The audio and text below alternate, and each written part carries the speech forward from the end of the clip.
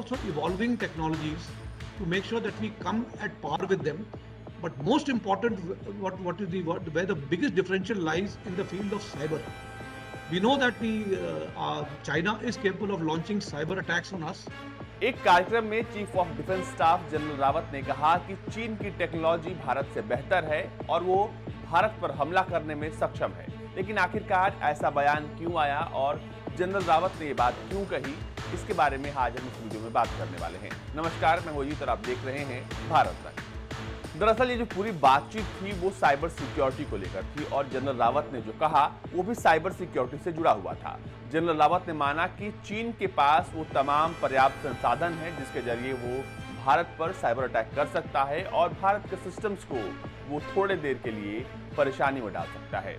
ऐसे में जनरल रावत ने कहा कि भारत भी ऐसी चीजों को काउंटर करने के लिए तमाम कोशिशें कर रहा है, लेकिन इस बात को हमें मानना पड़ेगा कि चीन ने काफी कुछ अपने साइबर सिक्योरिटी में इन्वेस्ट किया है, इसलिए वो हमसे आगे है और हम भी और ज्यादा इन्वेस्ट कर रहे हैं ताकि हम भी अपनी साइबर सिक्योरिटी को और मजबूत कर सकें। हमारी कंपनियां, हमारे सेनाएं और हमारे टेक्नोलॉजी के जो क्लस्टर्स हैं वो ऐसे फायरवॉल पर काम कर रही हैं जो कि किसी भी साइबर अटैक को एलिमिनेट कर सके।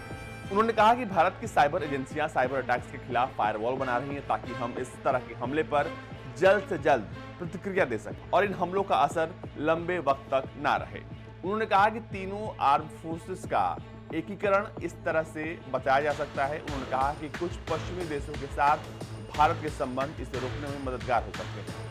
जनरल रावत का साफ इशारा था टेक्नोलॉजी ट्रांसफर पर कि अगर भारत उन देशों के साथ मिलकर काम करेगा जो कि साइबर सिक्योरिटी में बहुत अच्छा कर रहे हैं तो जाहिर सी बात है कि चीन के किसी भी साइबर अटैक को रोकना आसान हो जाएगा। भारत और चीन को लेकर हो रहे इस डिस्कशन में आखिर जनरल रावत ने क्या कहा कि आपको जानना चाहिए। अब हम आपको वो सवाल और उनका वो जवाब सुनाते हैं जिसमें जनरल रावत ने साफ साफ समझाया है कि भारत को कैसे काम करना चाहिए और आगे साइबर अटैक से निपटने के लिए भारत को क्या करना चाहिए। To make sure that we come at par with them, but most important, where the biggest differential lies in the field of cyber. We know that China is capable of launching cyber attacks on us, and that he can disrupt a large amount of our systems. So what we are trying to do is to create a system in which we ensure cyber defense, and we have been able to therefore create a cyber agency, which is our own agency within the armed forces. Each service also has its own cyber agencies to ensure that even if we come under a cyber attack, the downtime and the effect of the cyber attack does not last long. We should be able to overcome that cyber attack and continue with our systems either through an alternate means or preventive means through firewalls. So while we are trying to create firewalls for cyber attacks, yet we are quite sure that they will be able to break through the cyber walls and firewalls, and we will have cyber attacks. But then what we are trying to do is how long will your system be down and how will you be able to operate through that phase of cyber attack that you have been put through. That is one thing which is we are looking at and addressing in a very serious manner. अब हम आपको समझाते हैं कि आखिर ये cyber attack होता क्या है और इसके जरिए क्या होता है जब किसी भी देश पर या फिर किसी भी सिस्टम में कोई साइबर अटैक करता है। जिस तरह से जमीन को जीतने के लिए लड़ाई जंग होती है, ठीक उसी तरीके से अब इंटरनेट की दुनिया में अपना वर्चस्व बनाए रखने के लिए, दूसरे के सिस्टम्स पर काबू पाने के लिए, अपना कंट्रोल जमाने के लिए हैकर्स जो है वो गलत तरीके से ऐसे कुछ मालवेयर या फिर ये कह लें कि ऐसे कुछ वायरस छोड़ते हैं जिसके जरिए आपका पूरा सिस्टम थोड़े देर के लिए ठप पड़ जाता है या कभी कभी ऐसा होता है कि आपका पूरा कंट्रोल जो है आपके हाथ से निकलकर हैकर के हाथ में चला जाता है।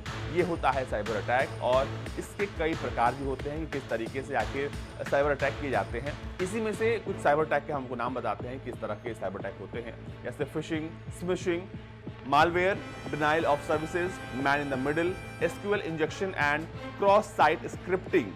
एक चीज और कि साइबर सिक्योरिटी जो होती है वो बहुत जरूरी है क्योंकि आज के दौर में जब सब कुछ पूरा डिजिटल हो चुका है, हमारे डेटा, हमारे पर्सनल डेटा, ये तमाम चीज़ें जो है हम अब इंटरनेट पर रखते हैं, अपने फ़ोन में रखते हैं और हमारा फ़ोन इंटरनेट से कनेक्टेड होता है, तो ऐसे में ज़रूरी ये हो जाता है कि आपके फ़ोन में, आपके कंप्यूटर में, आपके सिस्टम में रखा वो तमाम डेटा सुरक्षित हो सकता है वो बहुत इंपॉर्टेंट हो, पर्सनल हो। तो ऐसे में साइबर सिक्योरिटी इन तमाम डेटास के लिए खतरा है और हैकर्स ज़्यादातर इन्हें चुराने के लिए करते हैं, और जब वो इन्हें चुरा लेते हैं या इन पर एक्सेस पा लेते हैं तो वो आपसे इसके बदले एक मोटी रकम और क्रिप्टो करेंसी जैसे तमाम जो डिजिटल करेंसियां हैं उसे भुगतान करने के लिए कहते हैं। तो ये होता है साइबर अटैक, और इसके जरिए लोग जो हैं आजकल डिजिटली आपको चोट पहुंचाने की कोशिश करते हैं।